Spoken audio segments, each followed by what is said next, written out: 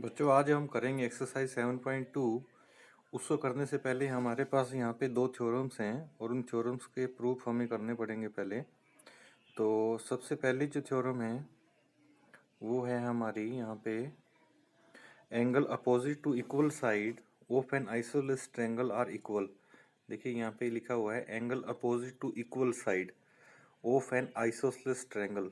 Isosceles triangle होती है जिसकी दो साइड्स इक्वल होती हैं, ठीक है। तो उन साइड के जैसे यहाँ पे आप देख पा रहे हैं कि जो ए बी साइड है ना वो ए सी के इक्वल है।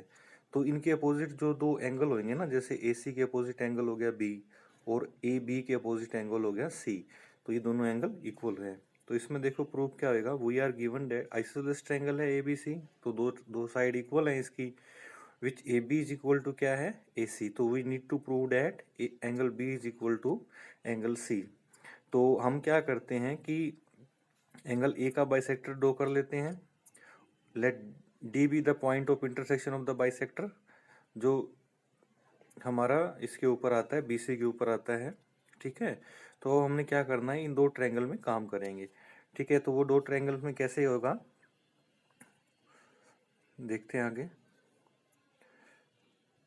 तो देखो इसमें क्या करा, बी ए डी में और सी ए डी में A B equal to A सी आपके पास गिवन है।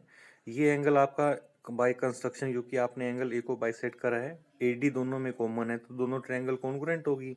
अगर दोनों ट्रायंगल कॉन्ग्रुएंट हैं तो बाय सीपीसीटी तो उनका जो कोरिस्पॉन्डिंग पार्ट्स होंगे तो वो भी इक्वल होंगे। तो angle B is equal to क्या आ गया, सी। तो आपको इसमें प्रूव भी यही करना था, ठीक है। तो इसके आगे वाली जो थ्योरम है वो इसका कन्वर्स है।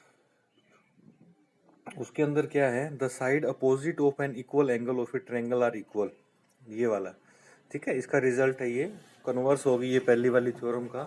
तो पहली वाली थ्योरम में क्या था कि अगर साइड इक्वल है तो उनके अपोजिट एंगल इक्वल होंगे।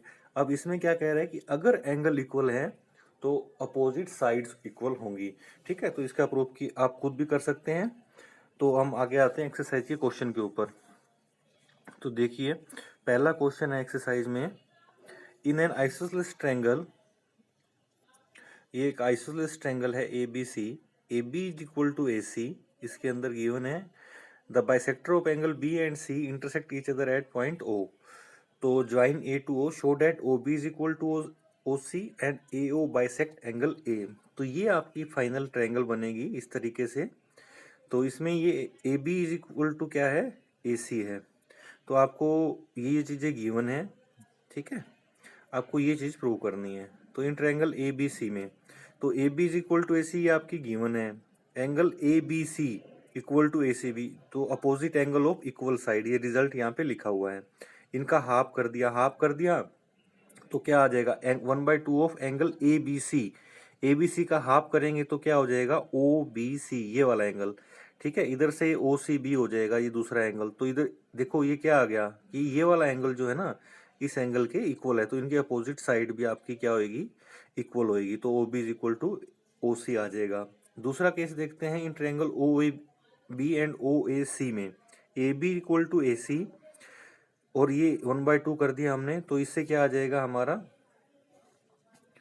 ये आ जाएगा A B O angle A सी ओ। तो इससे क्या हो जाएगा, A O is equal to A O common है हमारा, तो ये दोनों ट्रायंगल कॉन्ग्रुएंट होगी। अगर कॉन्ग्रुएंट होगी तो बाय सीपीसीटी ये हमारा दोनों एंगल इक्वल हो जाएंगे। इसका मतलब क्या है कि ए ओ बाइसेक्ट करता है एंगल ए को, ठीक है। तो अगला क्वेश्चन देखते हैं, सेकंड क्वेश्चन में क्या है। सेकंड क्वेश्चन में है, in triangle A B C A D is a perpendicular bisector of BCC in the figure, show that triangle ABC is an isosceles triangle in which AB is equal to AC, ठीक है। तो given क्या क्या है वो आपने लिख लिया, AD is a perpendicular bisector of BC। तो टू प्रूव क्या है, AB is equal to AC। तो इन ट्रायंगल, दोनों ट्रायंगल ले लेंगे, दोनों ट्रायंगल को हमने कॉन्ग्रुएंट प्रूव कर दिया। कॉन्ग्रुएंट कैसे प्रूव करा, AD is equal to AD, तो दोनों में कॉमन है ना ये वाली साइड, तो ये एंगल 90 डिग्री का है, BD इक्वल टू CD है, तो ट्रायंगल कॉन्ग्रुएंट होगी। तो A B is equal to क्या आ गया, ए सी। तो बच्चों आज के लिए इतना ही, बाकी के क्वेश्चन हम नेक्स्ट क्लास में